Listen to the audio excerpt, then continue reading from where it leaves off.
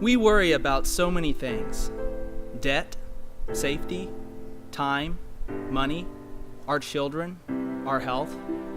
Sometimes we even worry about how much we worry. We worry so much that we can't sleep at night. Do you know what I'm talking about? In Luke 10, Jesus visits the house of Mary and Martha. And while Mary was sitting at the feet of Jesus, listening to him talk, Martha was in the kitchen doing all the preparations. And Martha began to get worried because she was stuck doing everything herself. And so she came and complained to Jesus. Verse 40 says, "She came up to him and said, 'Lord, do you not care that my sister has left me to do all the serving alone? Then tell her to help me.' But the Lord answered and said to her, 'Martha, Martha, you are worried and bothered about so many things, but only one thing is necessary. For Mary has chosen the good part, which shall not be taken away from her.'" Jesus tells Martha, only one thing is necessary. When we are overcome with worry, we have done what Martha did. We've forgotten the one thing, sitting at the feet of Jesus. But we so often put our trust in other things that when they don't work out the way we want them to, we start to worry. And we become afraid because we're so focused on our own agenda. And when something gets off track, we can't handle it because we've lost control. But the real problem is not that we've lost control, but that we have forgotten that we were never meant to be in control in the first place. In John 14:1, Jesus says, "Do not let your heart be troubled. Believe in God. Believe also in me."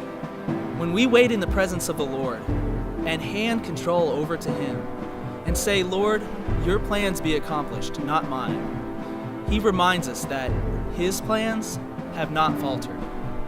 When you put your trust in God, He will take care of you when you can't take care of yourself.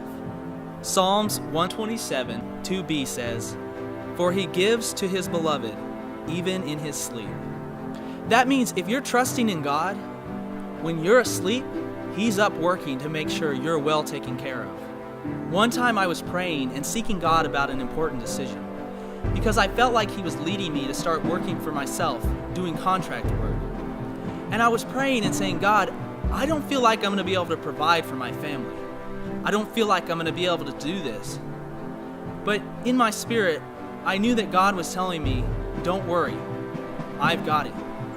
And so I got down on my knees and I said, "God, you're in control. You're our provider. I'm going to trust you with this." And the very next day after I said that, I got a phone call with someone offering enough contract work to keep me going. And I knew that it wasn't anything that I had done. It was God. Another time, I found myself burdened by the amount of work that I was having to do. I was working late hours because I was worried that if I didn't work enough, I wouldn't be able to provide for my family. And so I came before God and said, "God, I'm tired. I'm working all the time. I don't know what to do." And God said to me, "Stop working. I've got it." And I said, "Stop working. I can't do that or else there won't be enough. I won't be able to provide." But God again said, "Stop working. I've got it." And so I took off work an hour early that day. And as soon as I took work off, I went outside and I checked the mail. And in the mailbox was a random check for $500 that I could never have predicted. And I knew that it was God that was providing for us. I'm not telling you that God doesn't want you to work. I'm telling you He doesn't want you to worry. Jesus reminds us of the most important thing. And if you will begin to seek this one thing first, you will see your problems from His perspective and not your own. I bet if an all-powerful, loving God looked down at the issues in your life, He would say, "This is what all the fuss is about? Really? I can handle that. Don't worry." Isaiah 40:31a says, "Yet those who wait for the Lord will gain new strength. They will mount up with wings like eagles." Hi, I'm Troy Black.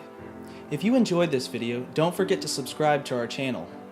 Also, you can get my book titled My Mess on inspirechristianbooks.com. It's the story about how I was alone, trapped by sin, and searching for meaning, and about how one night I cried out to God and said, "God, if you're real, I've got to know." What happened next, I could never have imagined. If you're hurting, alone, or trapped, I encourage you to read this book. You will see the power of God at work in your life.